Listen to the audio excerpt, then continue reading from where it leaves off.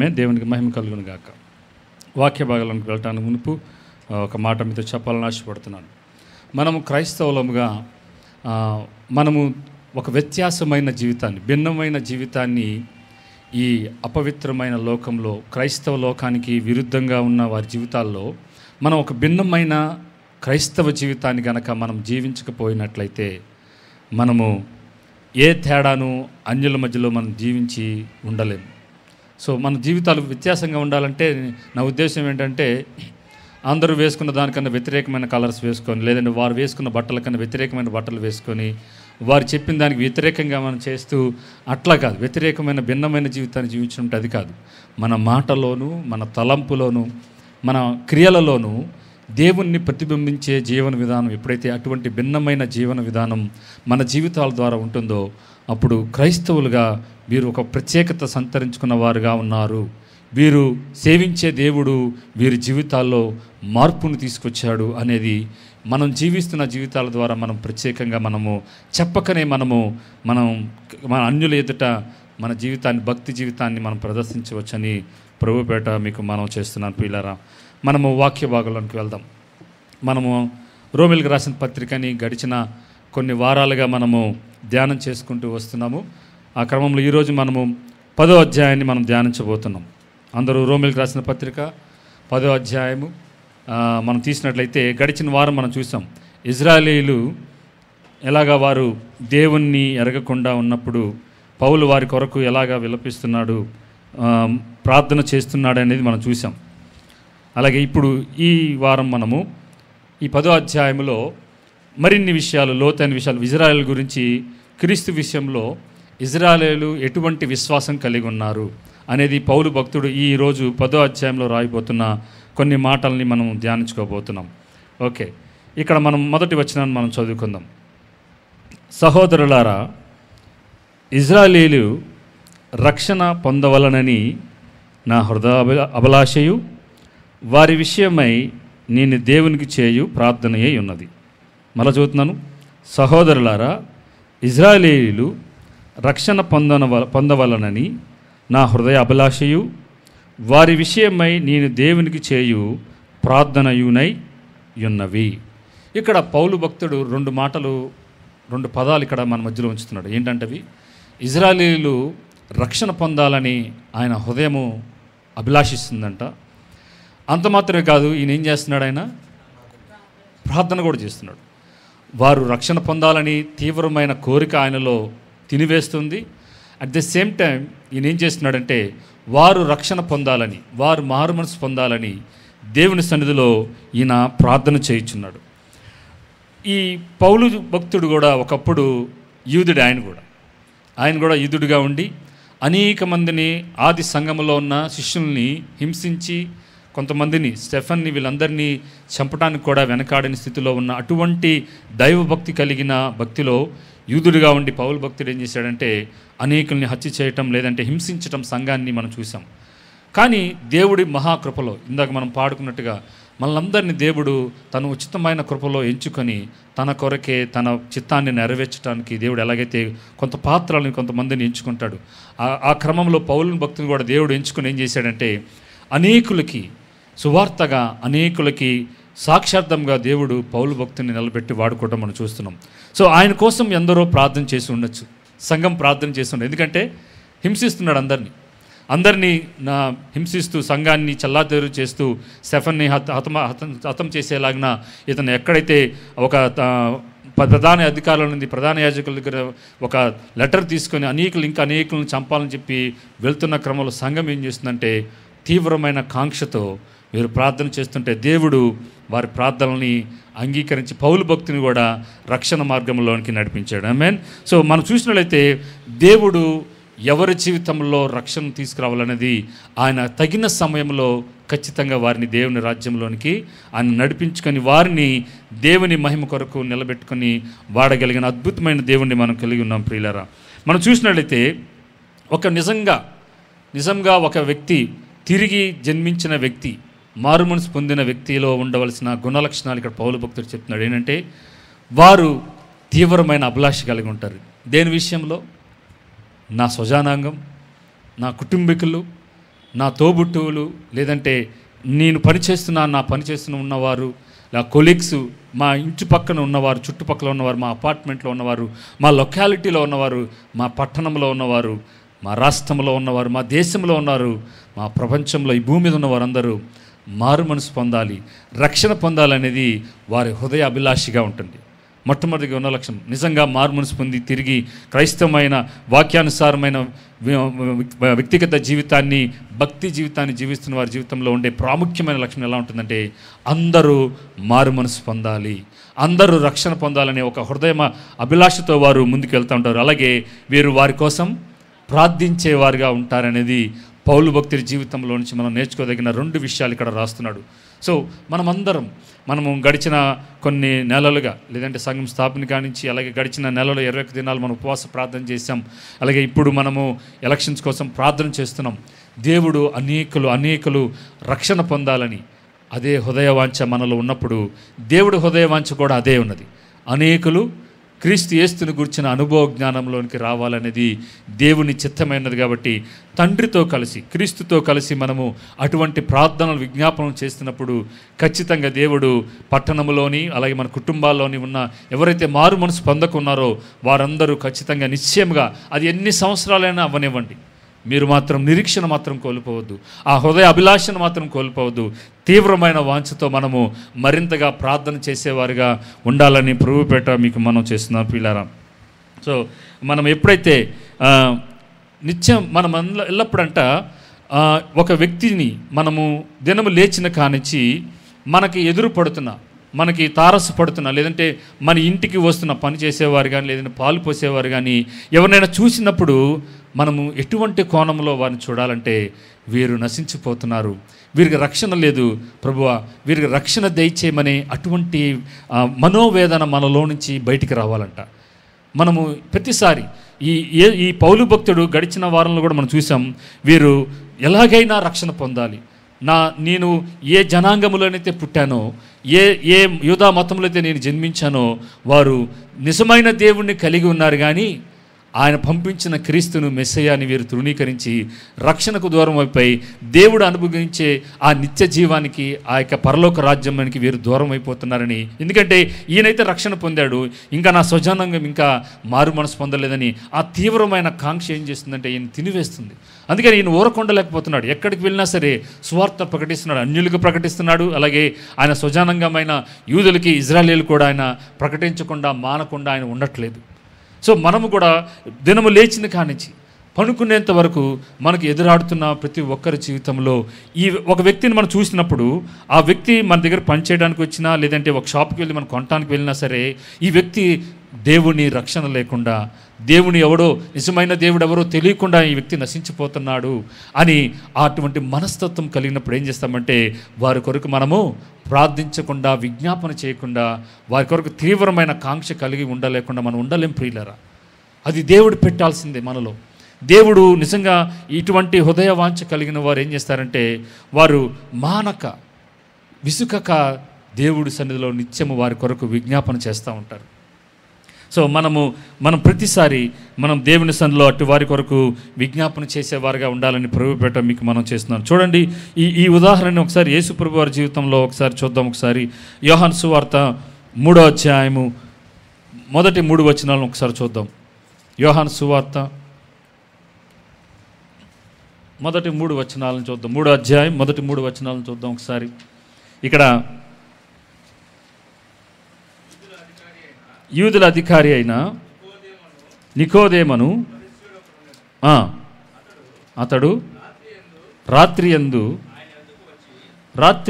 ఆయన యొద్దకు వచ్చి, బోధకుడా, నీవు దేవుని యొద్ద నుండి వచ్చిన బోధకుడువని మేమెరుగుదుము. దేవుడు అతనికి తోడై ఉంటేనే గాని నీవు చేయుచున్న సూచక క్రియలను ఎవడనూ చేయలేడని ఆయనతో చెప్పాను. అందుకు యేసు అతనితో, ఒక్క నిమిషం, ఇక్కడ మొదటి 2 వచనాల్లో 2వ వచనంలో అధికారి వచ్చాడు, నికోదేము వచ్చాడు. వచ్చి ఏం చెప్తున్నాడు యేసు ప్రభు వారితో? వచ్చి, నువ్వు దేవుని నుండి వచ్చావు, వచ్చిన బోధకుడు అని మేము ఎరుగుదుము. దేవుడు నీకు తోడుగా ఉన్నాడు కాబట్టి నువ్వు సూచక్రియలు చేస్తున్నావు. దేవుడు నీతో ఉన్నాడు కాబట్టి నువ్వు సూచక్రియలు చేస్తున్నావు, ఎవడను చేయలేడని ఈయన ఈ సందర్భంలో యేసుప్రభు వారి గురించి చెప్తున్నాడు. ఇక్కడ చెప్తుందేమో ఆయన గురించి చెప్తున్నాడు నికోదేము. ఇక్కడ యేసుప్రభు వారు చెప్పవలసిన జవాబు ఏముండాలి? అవును, నేను తండ్రి నుంచే వచ్చాను, నేను అద్భుతాలు ఆయన ఉండటంలో చేస్తున్నాను అని చెప్పాలి. కానీ జవాబు ఏం చెప్పాడు చూడండి. అందుకు యేసు అతనితో, ఒకడు క్రొత్తగా జన్మించితేనే గాని మీతో నిశ్చయముగా చెప్పుచున్నానని. చూడండి, ఆయన నికోదేము ఆయనకి యేసుప్రభు వారి గురించి చెప్తున్నది ఒకటైతే, యేసుప్రభు వారి మనసులో ఆయన హృదయంలో ఉన్నదేంటి? ఈ నికోదేముకు నేను సువార్త ప్రకటించాలి. ఈయన యూదుల అధికారిగా ఉన్నాడు, ఈయన ధర్మశాస్త్ర ఉపదేశకుడిగా ఉన్నాడు, ఈయనకి రక్షణ గురించిన అనుభవం లేదు, ఈయన నా స్వజనాంగము, ఈయనకి ఎలాగైనా నేను సువార్త ప్రకటించాలని చెప్పి ఆయన అడిగిన దానికి, ఆయన చెప్పిన దానికి సమాధానం చెప్పకుండా ఒకడు ఏం చేయాలంట? దేవుడు కొత్తగా జన్మించితేనే కానీ అతడు దేవుని రాజ్యము చూడలేడని నీతో నిశ్చయంగా చెప్తున్నాను అంటున్నాడు. సో ఈ యేసుప్రభు వారు కూడా ఆయన వచ్చిందే ఎవరి కోసం? ఇజ్రాయేలీల కోసం, యూదుల కోసం వచ్చాడు. అసలు ఆయన రాకడే, ఆయన వచ్చిందే ఇజ్రాయేలీలకి ఒక మెస్సియా వస్తాడు, ఆ మెస్సియా వచ్చి యూదులందరినీ విడిపిస్తాడు అనే ప్రవచనాల నెరవేర్పు కోసమే యేసుప్రభు వారు వచ్చారు మొట్టమొదటిగా. కానీ ఎప్పుడైతే ఈ ఇజ్రాయేలీలు యేసుప్రభు వారిని తృణీకరించి ఆయనని సిలువ వేశారో, అప్పుడు ఈయన ఏం చేశారంటే, ఎవరైతే తృణీకరించారో, ఎవరైతే ఆ స్వజానంగం కాని వారిని యేసుప్రభు వారు ఏం చేశారంటే వారిని హత్తుకొని అన్య జనానికి కూడా రక్షణని దయచేశాడు. సో ఇప్పుడు యేసుప్రభు వారు ఏం చెప్తున్నాడు? ప్రతి ఒక్కరు, ఆయనకి ఎదురు పడుతున్న ప్రతి ఒక్కరు కూడా రక్షణ పొందాలి, మారు మనసు పొందాలి. నువ్వు అధికారిగా ఉన్నావు కరెక్టే, నువ్వు ధర్మశాస్త్రోపదేశకుడిగా ఉన్నావు కరెక్టే, కానీ నీకు ఒకటి మాత్రం కొదువుగా ఉంది, ఏంటంటే ఒకడు క్రొత్తగా జన్మించితేనే కానీ వాడు దేవుని రాజ్యంలో ప్రవేశించలేడు. మీరు యూదులైనంత మాత్రాన, మీరు ఇశ్రాయేలీయులైనంత మాత్రాన, మీకు నిజమైన దేవుడు ఉన్నంత మాత్రాన మీరు పరలోక రాజ్యాన్ని స్వతంత్రించుకోలేరు అని యేసు ప్రభు వారు అక్కడ చెప్పకనే చెప్తున్నాడు. చూడండి, ఇక్కడ మరలా రోమీయులకు రాసిన పత్రిక 10వ అధ్యాయం 2వ వచనంలోకి రండి ఒకసారి. అక్కడ ఏమంటున్నాడు చూడండి ఒకసారి. వారు అంటే ఇశ్రాయేలీయులు దేవుని యందు ఆసక్తి గలవారని వారిని గూర్చి సాక్ష్యమిచ్చుచున్నాను. ఆయనను వారి ఆసక్తి జ్ఞానానుసారమైనది కాదు. ఇక్కడ ఆగుదాం. ఇక్కడ చూడండి, వీరు దేవుని యందు ఆసక్తి గలవారే. వీళ్ళు అన్య దేవతలను పూజించట్లేదు, నిజమైన దేవుడు ఎవరో తెలుసు. ఆ ఆసక్తి అయితే ఉంది, కానీ ఆ ఆసక్తి దేనిని అనుసరించింది కాదంట, జ్ఞానాన్ని అనుసరించినది కాదు. అది ఎలాంటిదంటే, మనకి it is like heat without light. మనకి వెలుతురు లేకుండా, అగ్ని లేకుండా మనకి వేడిమి తగిలిద్దా? తగలదు. సో వీళ్ళకి జ్ఞానం అనేది ఉంది, వీళ్ళకి ఆసక్తి ఉంది, కానీ జ్ఞానం అనేది జ్ఞానాన్ని అనుసరించి లేదు.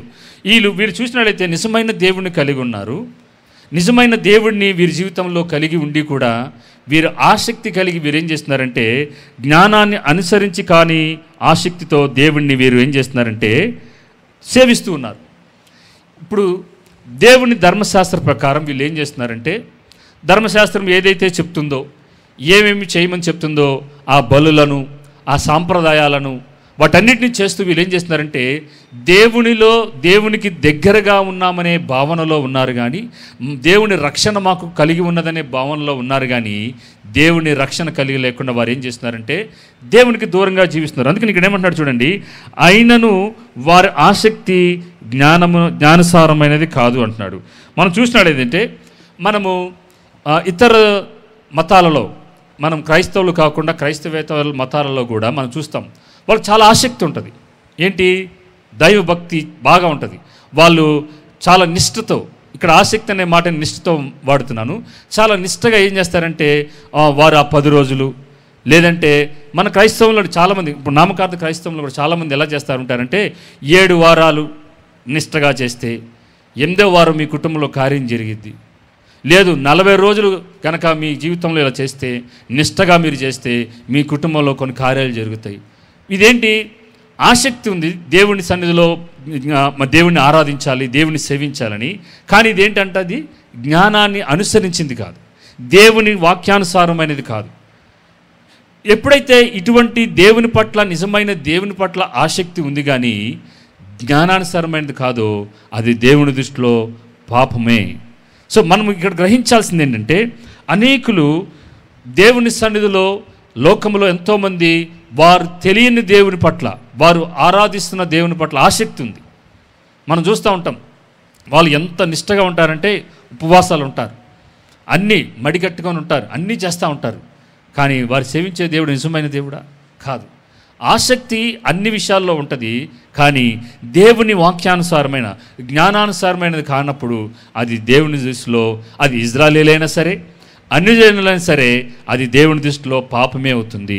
వీరు నిజమైన దేవుని కలిగి లేరు అన్యజనాంగం. ఇజ్రాయేలీలైతే నిజమైన దేవుని కలిగి ఉండి కూడా దేవుడు ఏ రక్షణనైతే మానవులందరికీ దేవుడు దానిని చేసి పెట్టేశాడో యేసు ప్రభు వారి ద్వారా, దానిని అనుసరించకుండా వేరొక రీతిలో దేవుని నీతిని, దేవుని రాజ్యంలో ప్రవేశించాలంటే అది అసంభవం అని అక్కడ యేసు ప్రభు వారు నికోదేముతో చెప్పిన మాటను మనం చూసాం.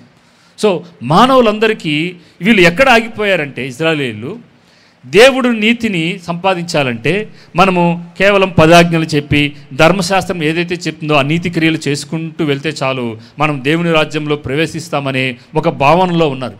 కానీ పౌలు భక్తుడు అదే రాసుకుంటూ కిందకి వెళ్తూ ఉంటాడు, మనము కేవలం క్రియల మూలంగా కాదు, మనము దేవుని నీతిని మనం ఎప్పుడైతే మనం నమ్ముతామో అప్పుడే మనము దేవుని రాజ్యంలో ప్రవేశిస్తామని ఇక్కడ పౌలు భక్తుడు కింద వచనాల్లో మనకు తెలియజేస్తూ ఉంటాడు. ఇక్కడ మనం చూసినట్లయితే పౌలు భక్తుడు కూడా ఒక రకమైన జీలు ఉండేది ఒకప్పుడు. చూడండి ఒకసారి ఫిలిప్పీలు రాసిన పత్రిక 3వ అధ్యాయం 4 నుంచి 9 వరకు ఉన్న వచనాల్లో మనం చూసినట్లయితే, ఎలాగైతే ఇజ్రాయేలీలకి ఏ ఆసక్తి అయితే ఉండేదో అదే ఆసక్తి ఒకప్పుడు మారు మనసు పొందక మునుపు ఈయన కూడా అటువంటి ఆసక్తే ఉండేది. ఫిలిప్పీలు రాసిన పత్రిక 3వ అధ్యాయం 4 నుంచి 9 వరకు ఉన్న వచనాలు. కావాలనంటే చేసుకోవచ్చు చెప్తున్నాడు ఆయన. ఏంటనేది ఇంతకుముందు ఎలా ఉండేవాడు చెప్తున్నాడు, చదవండి. మరి ఎవరైనాను శరీరమును ఆస్పాదము చేసుకొనదలచిన ఎడల నేను మరి ఎక్కువగా చేసుకొనవచ్చును. ఆయన గురించి చెప్తున్నాడు. 8వ దినమున సున్నతి పొంది తిని బెన్యామీను గోత్రములో పుట్టి హెబ్రీయుల సంతానమైన హెబ్రీయుడనై ధర్మశాస్త్ర విషయము పరిశీయుడనై ఆసక్తి విషయము సంఘమును హింసించువాడనై ధర్మశాస్త్రం వలని నీతి విషయము అనిందుడనై ఇంటిని అయినను ఏవేవి నాకు లాభకరములై ఉండెనో వాటిని క్రీస్తు నిమిత్తము నష్టముగా ఎంచుకుంటుని నిశ్చయముగా నా ప్రభు అయిన యేసుక్రీస్తుని గురించిన, చూడండి, అతి శ్రేష్టమైన జ్ఞానము నిమిత్తమై సమస్తమును నష్టముగా ఎంచుకొనుచున్నాను. క్రీస్తును సంపాదించుకొని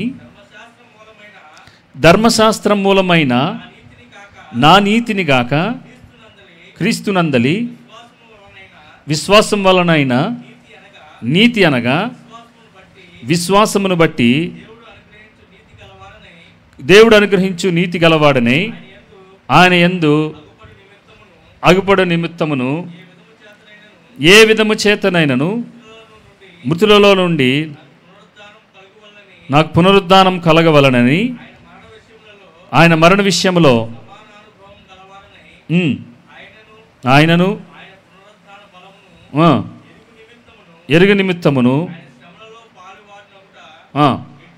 ఎట్టిదో ఎరుగు నిమిత్తమును నష్టపరుచుకొని సమానముగా ఎంచుకొనుచున్నాను. చూడండి, ఆయన ఒకప్పుడు ఏమేమి గుణ లక్షణాలు ఉన్నాయో అన్నీ చెప్పి చివరికి నేనేమంటున్నాడంటే, ఆయన నిశ్చయముగా నా ప్రభు అయిన యేసుక్రీస్తుని గూర్చిన అతి శ్రేష్టమైన జ్ఞానం నిమిత్తం సమస్తాన్ని నష్టంగా ఎంచుకొని క్రీస్తుని సంపాదించుకోవాలంటే ఏం చేయాలంట? ధర్మశాస్త్రం మూలమైన నా నీతిని కాక క్రీస్తునందలి విశ్వాసం వలనైన నీతిని అనగా విశ్వాసమును బట్టి దేవుడు అనుగ్రహించి నీతి గలవాడనై ఆయన యందు నేను అగపడతాను. అంటే నాకు ఆసక్తి ఉంది, ఏది ధర్మశాస్త్ర సంబంధమైన ఆసక్తి ఉంది, కానీ అవి నన్ను దేవుని నీతిగా నన్ను చేయలేదు. దేవుని నీతిగా నన్ను చేయగలిగింది ఏంటి? దేవుని యందు విశ్వాసం ఉంచితేనే. నా రక్షకుడు నా పాపముల కోసం చనిపోయిన యేసు ప్రభు వారి యందు నేను ఎప్పుడైతే నేను నా విశ్వాసం ఉంచుతానో అప్పుడే నేను దేవుని నీతిగా మార్చబడతాను. ఇక నేను నా సొంత క్రియల మూలంగా నేను ఏమై ఉన్నానో అవన్నీ పక్కన పెట్టేసి నేను దేవుని నీతిగా మార్చబడాలంటే, ఓ ఇజ్రాయేలీయులారా, మీరు ధర్మశాస్త్రం కలిగి ఉన్నారు, మీరు దేవుని నిజమైన దేవుని కలిగి ఉన్నారు, కానీ దేవుడు ఏం చేస్తున్నాడంటే ఆ ధర్మశాస్త్రాన్ని దాటి వచ్చి ఆ యొక్క ధర్మశాస్త్రమును సమస్తాన్ని వాటన్నిటి దాచి వచ్చి ఇప్పుడు నూతన నిబంధనలో మనకందరికీ రక్షణ అనేది ఎలా దయచేస్తున్నాడంటే కేవలం విశ్వాసం మూలముగా మనము దేవుడు చేసిన రక్షణ కార్యాన్ని, యేసు ప్రభు వారు చేసిన శిలువ త్యాగాన్ని గనక నువ్వు నేను అంగీకరించి విశ్వసించినట్లయితే దేవుడు నిన్ను నీతిమంతుడిగా చేసి తన రాజ్యంలో చేర్చుకుంటాడు. అంత సులువుగా దేవుడు ఏం చేశాడంటే రక్షణ కార్యాన్ని చేశాడని చెప్పి ఇక్కడ పౌలు భక్తుడు విశదీకరిస్తున్నాడు. ఓకే, ఇప్పుడు 3వ వచనంలోకి వెళ్దాం. ఏలయనగా వారు దేవుని నీతిని ఎరుగక తమ స్వనీతిని స్థాపించబూనుకొనుచు దేవుని నీతికి లోబడలేదు. 10వ అధ్యాయం రోమిలికి రాసిన పత్రిక 10వ అధ్యాయం 3వ వచనంలో వారు దేవుని నీతి కంట ఎరుగక, వీరు అసలు దేవుని నీతి అంటే ఏమిటి వీరు తెలియదు. వీరికి ఏంటి దేవుని నీతి ఏంటి? దేవుని నీతి అంటే ఏంటండి? దేవుని నీతి ఏంటి అంటే పాపం విషయంలో మానవులందరినీ రక్షించాలనేది దేవుని విషయం, నీతి.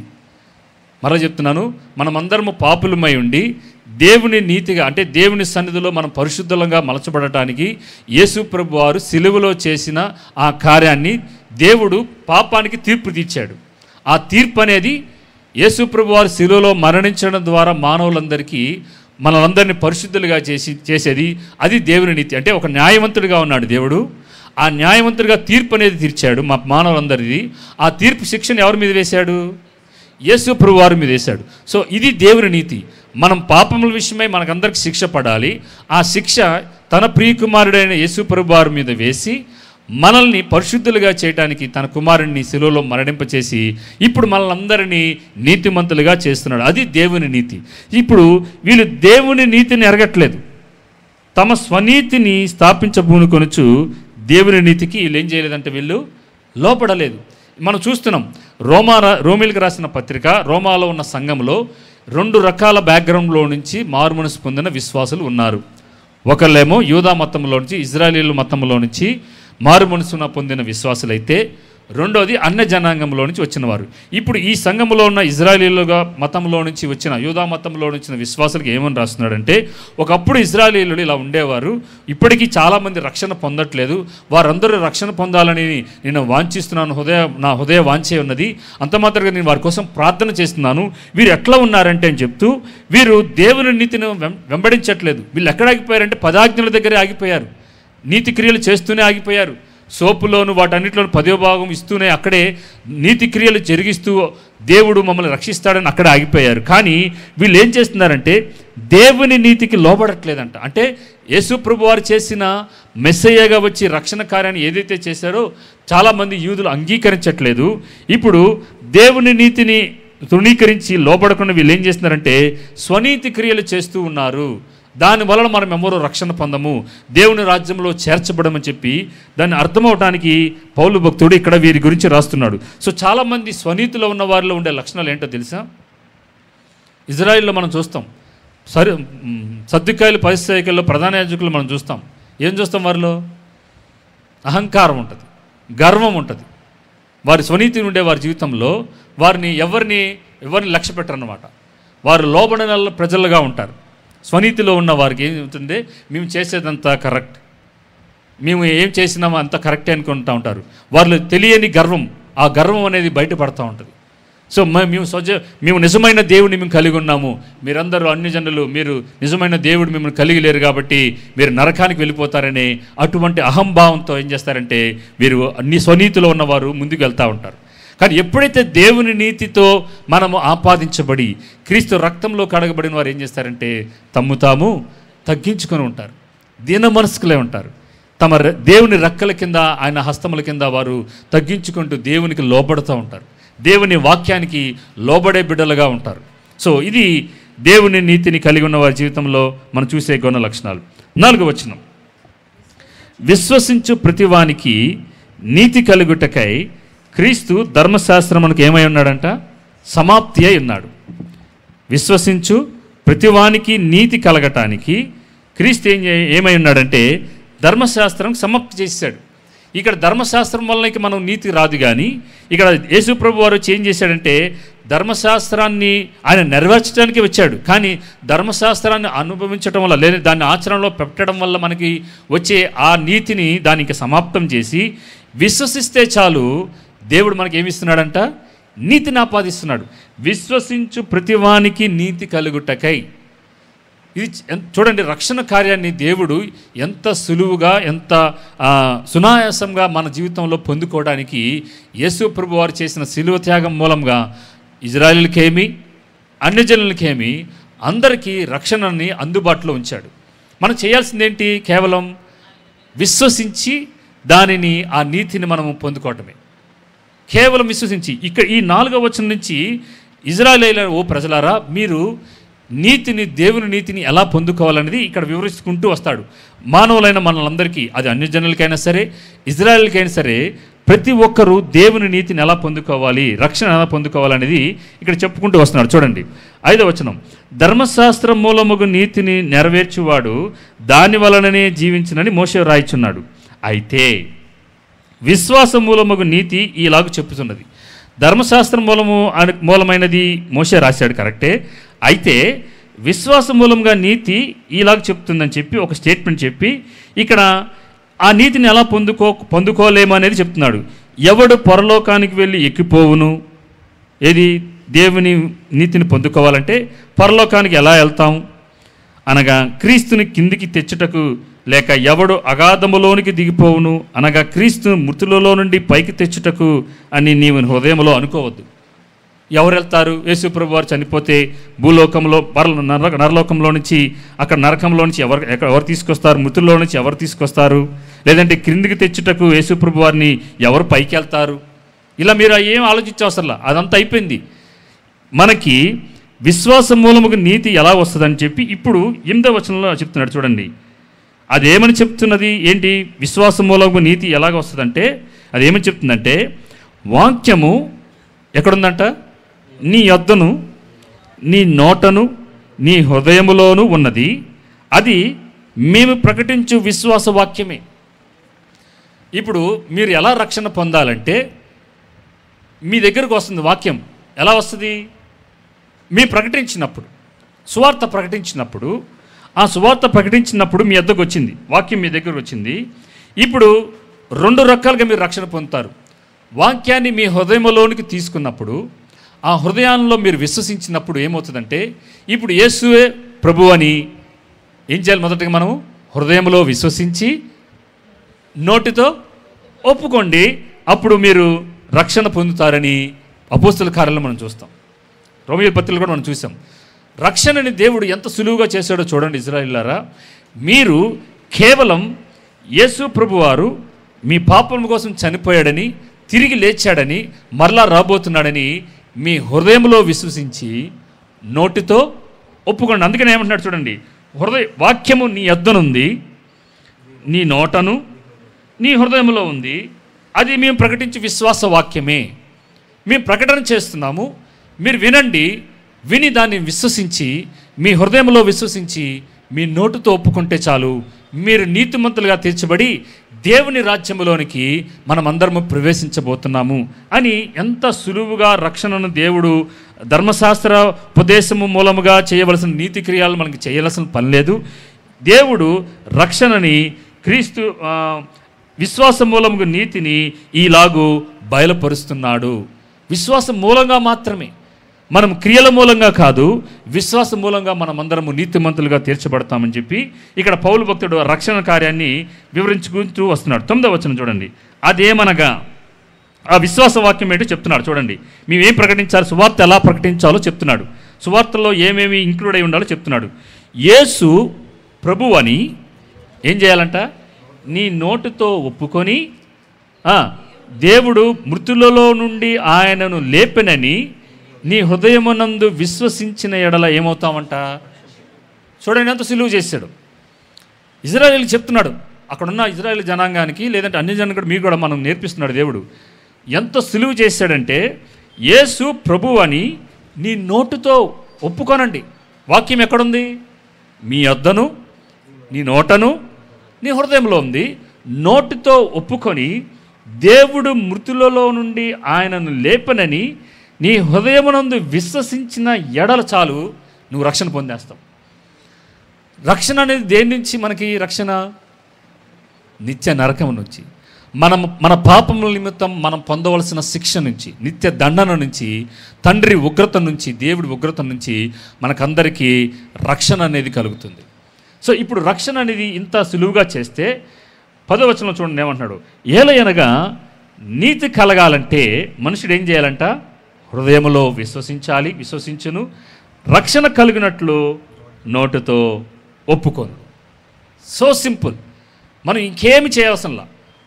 మోకాల మీద మెట్లెక్కి కొండలెక్కాల్సిన పని లేదు. ప్రతి మెట్టికి కొబ్బరికాయలు కొట్టాల్సిన పని లేదు. గుండు గీకించుకోవాల్సిన పని లేదు రక్షణ పొందడానికి. లేదు ఆయా తీర్థయాత్రలు చేయాల్సిన పని లేదు. కేవలం నోటితో ఒప్పుకొని, హృదయమునందు విశ్వసించి, నోటితో ఒప్పుకున్న ఎడల నీవు రక్షణ పొందుతావు. ఎంత సులువు చేసేసాడు.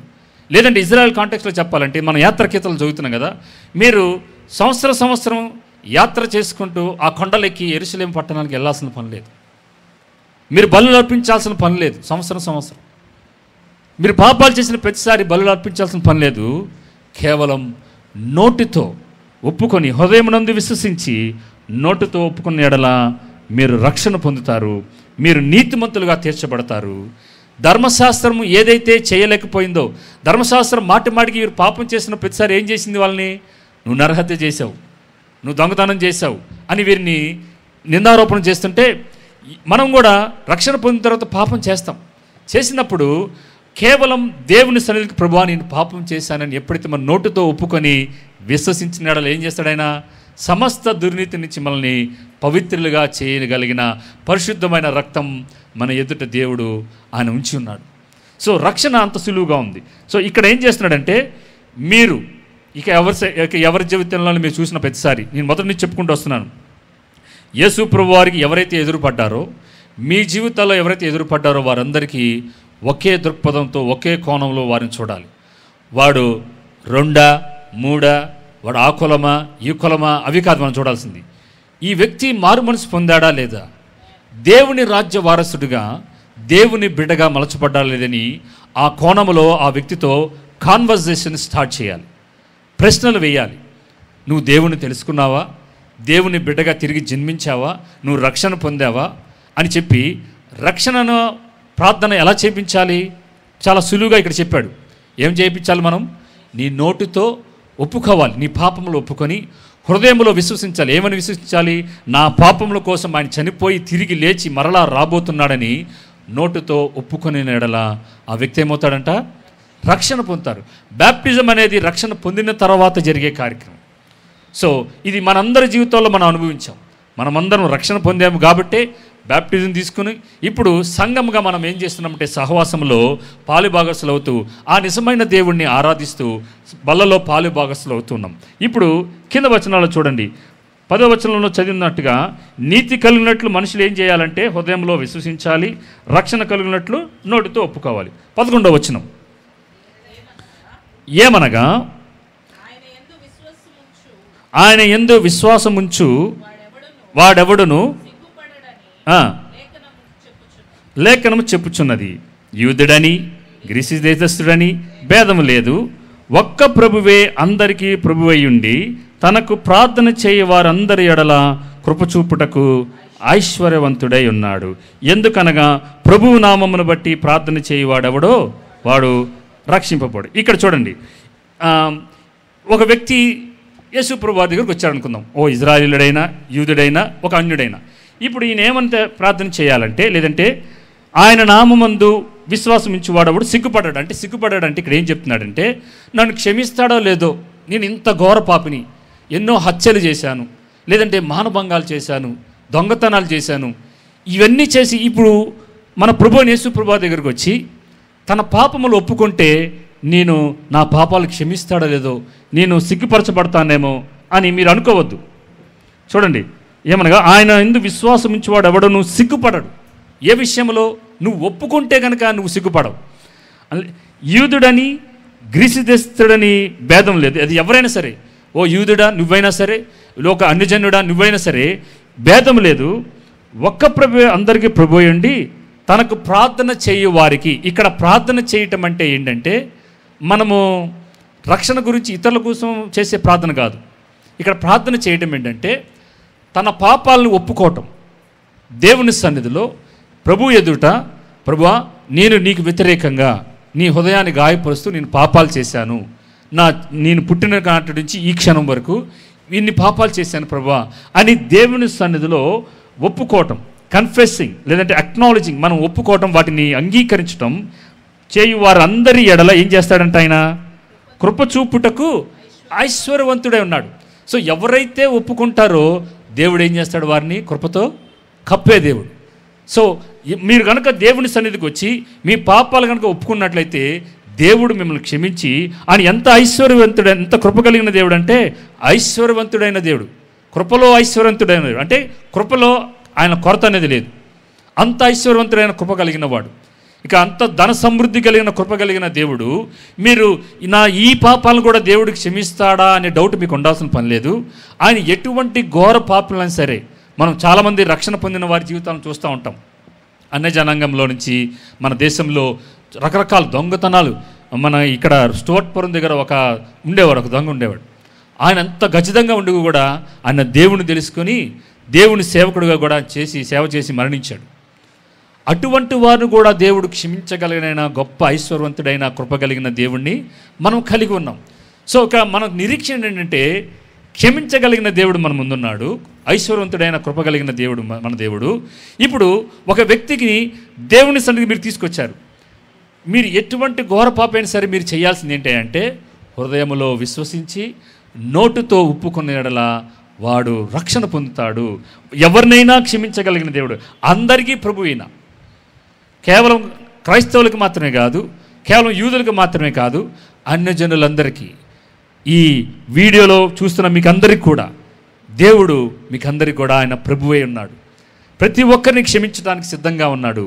ఎటువంటి పాపాలనైనా క్షమించగలిగిన కృప సమృద్ధి కలిగిన దేవుణ్ణి మనం ప్రార్థన చేస్తున్నాం. సో ఒప్పుకోవటం అనేది ప్రాముఖ్యమైన విషయం.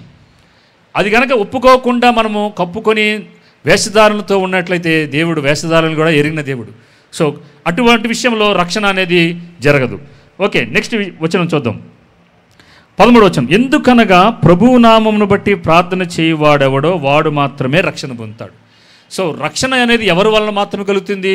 యేసు ప్రభు వారి వాళ్ళు మాత్రమే.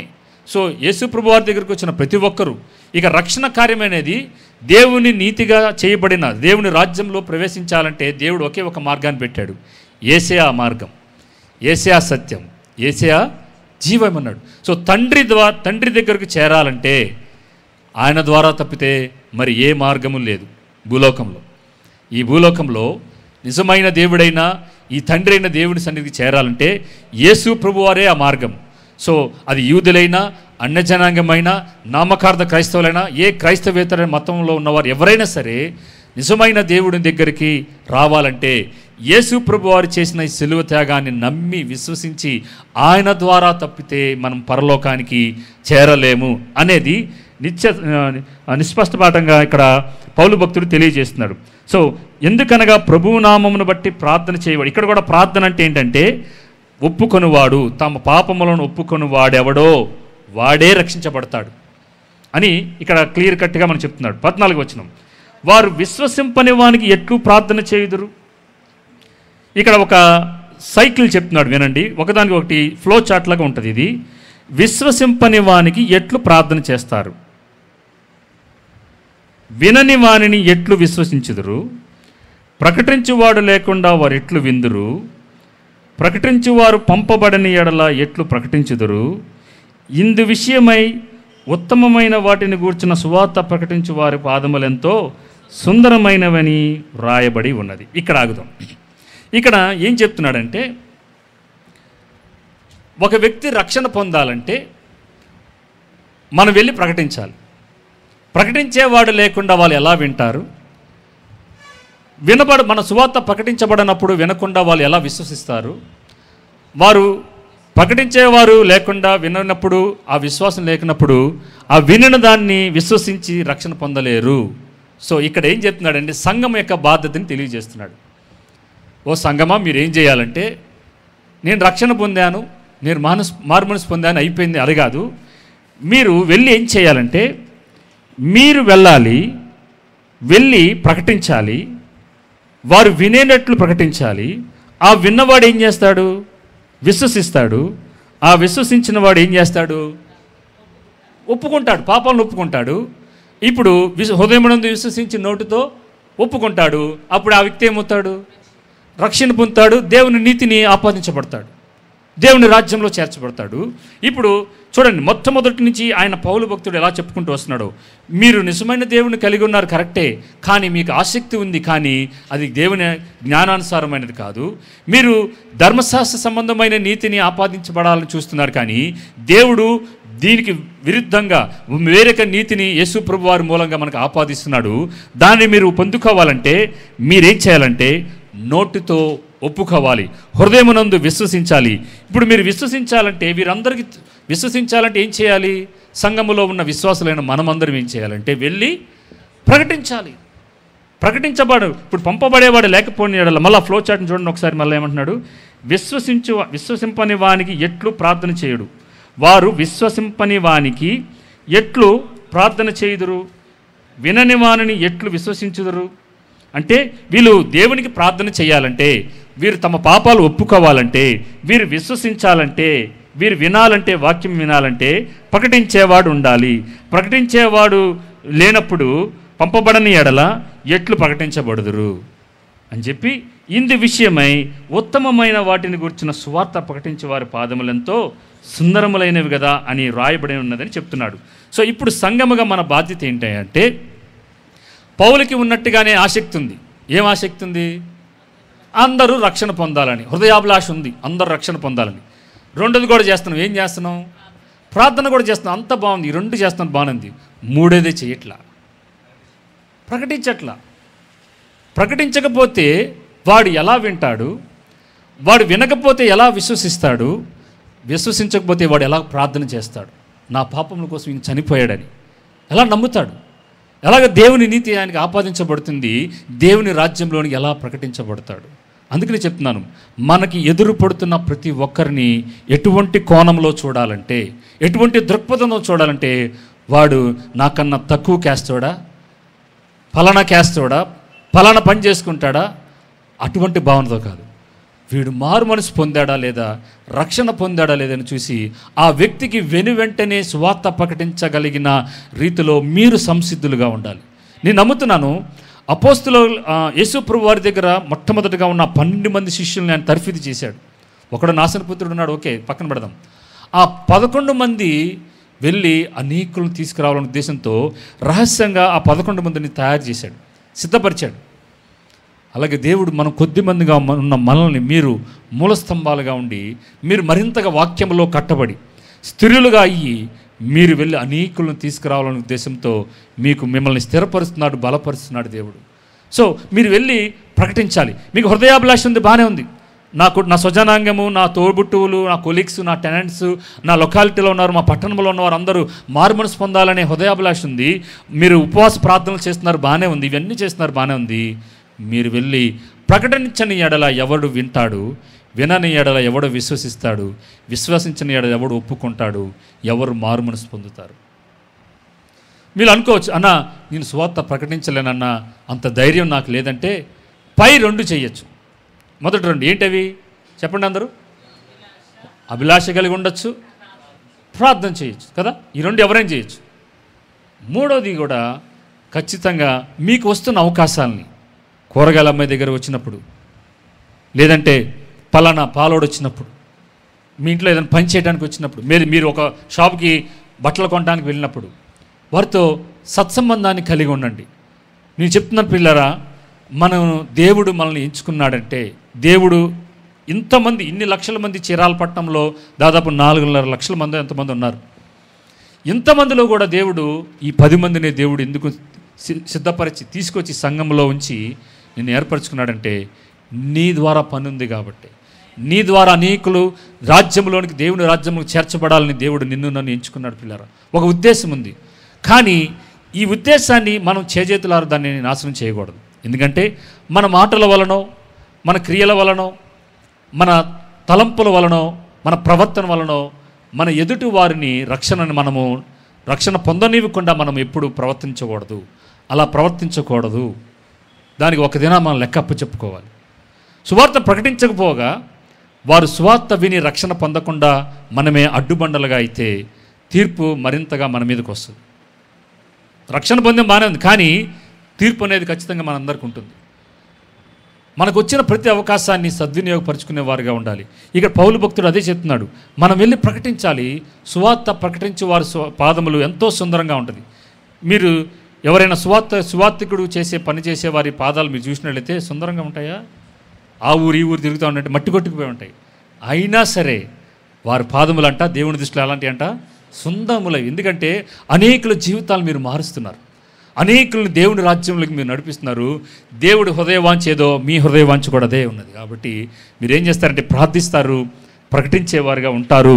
మీరు ఊరకనే ఉండరు, మీరు మౌనంగా ఉండారని చెప్పి పౌలు భక్తుడు చెప్తున్నాడు. కిందకి వెళ్దాం. 16వ వచనం. అయినను చూడండి, ప్రకటించాం, ఓకే, ప్రార్థన చేసాం, హృదయాభిలాష ఉంది, ప్రకటన చేసాం. అయినను అందరూ సువార్తకు లోబడలేదు. అందరికీ ప్రకటన చేసాం, సువార్త ప్రకటన చేసాం. అయినను అందరూ సువార్తకు లోబడలేదు. కానీ మన పని ఏంటి? అభిలాష కలిగి ఉండాలి, ప్రార్థన చేయాలి, ప్రకటించాలి. అయినను అందరూ సువార్తకు లోబడలేదు. ప్రభువా, మేము తెలియజేసిన సమాచారం ఎవడు నమ్మెను అని యెషయా చెప్పుచున్నాడు కదా. కాగా వినుట వలన విశ్వాసం కలుగును, వినుట క్రీస్తుని గుర్చిన మాట వలన మాత్రమే కలుగును. సో ఓకే, ఎవడు నమ్మట్లేదు వదిలేయండి, కానీ మీ పని మాత్రం మీరు చేయండి. వినటం వలన మాత్రమే విశ్వాసం కలిగింది. అది కూడా ఎవరి గురించి వినాలంట? క్రీస్తుని గురించిన మాట వలన మాత్రమే విశ్వాసం కలిగిద్ది. మీరు చెబుతూ ఉండండి, మాటికి వెళ్ళి చెప్తూ ఉండండి, మీ వంతు మీరు పని చేస్తూ ఉండండి, మీరు హృదయాభిలాష కలిగి ఉండండి, తీవ్రమైన వాంఛ కలిగి ప్రార్థన చేస్తూ ఉండండి. వారు ఏ సందర్భంలో మేము కనబడినా సరే వారికి సువార్తను చెబుతూ ఉండండి. వినటం వల్ల ఏమవుతుందంటే, వినుట క్రీస్తు గురించిన మాటల వలన వారికి విశ్వాసం కలిగిద్ది. ఆ విశ్వాసం ఏంటంటే, దేవుడి మీద, నిజమైన దేవుడు ఈయనే నా పాపముల కోసం చనిపోయాడని వారు విశ్వసించి, హృదయంలో విశ్వసించి నోటితో ఒప్పుకునే దినము రాబోతుంది. మన బాధ్యత మనం నెరవేర్చినప్పుడు దేవుడు తాను చేయవలసిన పనిని ఖచ్చితంగా నెరవేరుస్తాడు. ఆయన ఎవరిని ఆకర్షించాలో అది ఆయన పని. మన పని ఏంటి? అభిలాష కలిగి ఉండడం, ప్రార్థించటం, ప్రకటించటం. ఈ 3 సంఘంగా దేవుడు మనకిచ్చిన పని ఉన్నది అని గుర్తుపెట్టుకోండి. ఓకే, 18వ వచనం.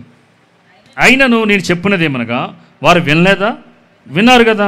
వారి స్వరము భూలోకమంతటికి, వారి మాటలు భూదోగంతముల వరకును బయలు వెళ్ళెను. మరి నేను చెప్పినదేమనగా, ఇజ్రాయేలునకు తెలియకుండానా జనము కాని వారి వలన మీకు రోషం పుట్టించేదను, అవివేకమైన జనము వలన మీకు ఆగ్రహము కలగజేతను అని మోషే చెప్పుచున్నాడు. మరియు యెషయా తెగించి, నన్ను వెదకని వారికి నేను దొరికి తిని, నన్ను విచారింపని వారికి నేను ప్రత్యక్షమైతిని అని చెప్పుచున్నాడు.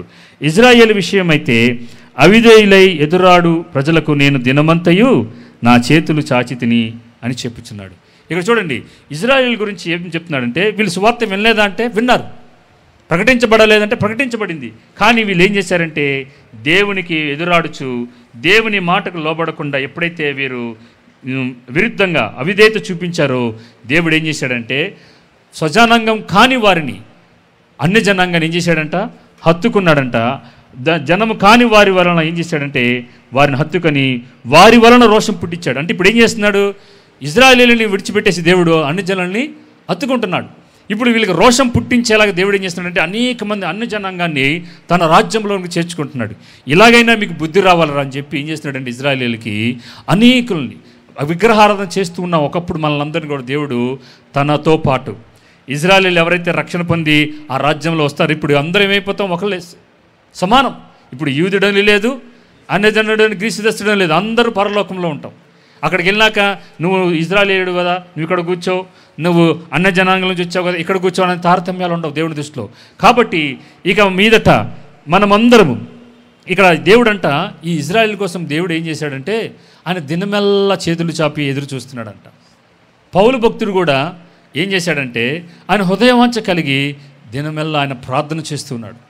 మనం కూడా చేయవలసింది ఏంటంటే మన తండ్రి అయిన దేవుడు అనేకులు మారు మనసు పొందాలని, అనేకులు వాక్యానికి విధేయులై దేవుని రాజ్యంలోకి చేర్చబడాలని ఆయన దినమెల్లా తన చేతులు చాపి ఎదురు చూస్తున్నాడు మనందరి కోసం, మన ప్రియమైన వారి కోసం, ఎవరైతే రక్షణ పొందకుండా ఉన్న మన బిడ్డల కోసం ఎదురు చూస్తున్నాడంట. మనము కూడా అటువంటి నిరీక్షణ కలిగి మన రెండు చేతులు ప్రార్థనలో చేతులు పైకెత్తి హృదయాభిలాష కలిగి అనేకులకు ప్రకటించేవారిగా ఉండాలని దేవుడు మనం కోరుకుంటున్నారు. పిల్లరా, మనము దేవుడిని ఇంకను అనేకులు ఎంతోమంది దేవుని ఎరగని బిడ్డలు ఈ పట్టణంలో ఉన్నారు. ప్రార్థించడం మంచిదే, అభిలాష కలిగి ఉండడం మంచిదే, కానీ దేవుని నీతి బయలుపరచబడి ఉంది. ఏంటది? చాలా సులువు. రక్షణ అనేది ఎంత సులువుగా చేశాడు మనకు అర్థం ఇప్పుడు తెలియజేశాడు. హృదయంలో విశ్వసించి నోటుతో ఒప్పుకున్న ఎడల నువ్వు రక్షించబడదు అని ఇంత సులువుగా చేసిన ఈ రక్షణని అనేకులకి మనము వెళ్ళి ప్రకటించాలి. వారు వినాలి, సువార్త వినాలి. వింటేనే వారు విశ్వసిస్తారు. ఆ విశ్వసించినప్పుడే ఒప్పుకుంటారు తమ పాపాలని. దేవుడు అప్పుడు వారిని దేవుని రక్షణలోకి, దేవుని నీతిని వారికి అప్పగించి దేవుని సన్నిధిలో వారిని దేవుని కుమారులుగా చేసుకోగలిగిన, సర్వ సంపద కలిగిన, సర్వోన్నతమైన కృప కలిగిన, సర్వ సంపద కలిగిన, కృప కలిగిన దేవుణ్ణి మనము ఆరాధిస్తున్నాము.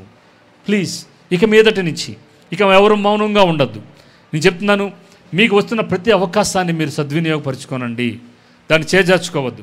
ఒకవేళ ఆ వ్యక్తి జీవితంలో అదే ఆకర్షణం అయితే, అటు వెళ్ళిన తర్వాత, మిమ్మల్ని దాటి వెళ్ళిన తర్వాత ఏ యాక్సిడెంటో ఏ హార్ట్ అటాకో వచ్చి చనిపోతే ఆ వ్యక్తి ఆత్మ నరకానికి వెళ్ళిపోతుంది. ప్రియులరా, దాన్ని బట్టి ఖచ్చితంగా దేవుడు లెక్క అడగాల్సిన దినం మనందరి జీవితాల్లో వస్తుందని నాతో సహా నేను భయంతో మనం ఈ ఆత్మీయ జీవితాన్ని వెళ్ళబుచ్చాలి. ప్రియులరా, ప్లీజ్ మన కుటుంబాలలో ఎందరైతే ఇంకా రక్షణ లేని ఉన్నారో వారందరినీ, ఒకవేళ మీరు చెప్పడం రాకపోతే మమ్మల్ని పిలవండి సువార్త ప్రకటించడానికి.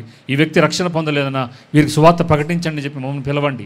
లేదంటే మీరు నేర్చుకోండి, మీకు ఎలా సువార్త ప్రకటించాలో మేము తర్ఫీదుని ఇస్తాం అన్న, నేను కూడా సువార్త చెప్పడానికి మాకు నేర్పించండి అన్నప్పుడు ఖచ్చితంగా మీకు నేర్పిస్తాం. ఇది సంఘముగా మన అందరి మీద అందరూ చేయాల్సిన బాధ్యత. ఒక పాస్టర్ గారు, ఒకన్న లీడర్స్ వారు మాత్రమే కాదు, అందరూ చేయవలసిన బాధ్యత సంఘం మీద, అందరి మీద ఉన్నది. సువార్త అందరూ ప్రకటించగలరు, అందరూ ప్రార్థన చేయగలరు, అందరూ హృదయాభిలాష కలిగి ఉండగలరు. కాబట్టి మనమందరం ఈ పౌలు భక్తుడు ఏదైతే ఆసక్తి కలిగి ఉన్నాడో, ఆయన హృదయవాంఛ ఏదైతే తన స్వజనాంగము మారు మనసు పొందాలని, రక్షణ పొందాలని తీవ్రమైన కోరిక కలిగి వారి కోసం విజ్ఞాపన చేస్తున్న అటువంటి మనోవేదన, అటువంటి జీల్ని, ఇజ్రాయేలుకి అయితే ఆసక్తి ఉంది కానీ జ్ఞానానుసారమైనదిగా లేదంట. మనం కూడా ఆసక్తి కలిగి ఉందాం. ఏంటంటే నా జనాంగం రక్షణ పొందాలి, నా బిడ్డలు రక్షణ పొందాలి. మానక విసుకక నిత్యము మనము ఎడతెగక మనము ప్రార్థించేవారుగా ఉందాం, ప్రకటించేవారుగా మనమందరూ ఉండాలని దేవుడు మనం కోరుకుంటున్నాడు. దేవుడు ఈ కొద్ది మాటలు దీవించినగాక మనం ప్రార్థన చేసుకొని మనం ముగించుకుందాం.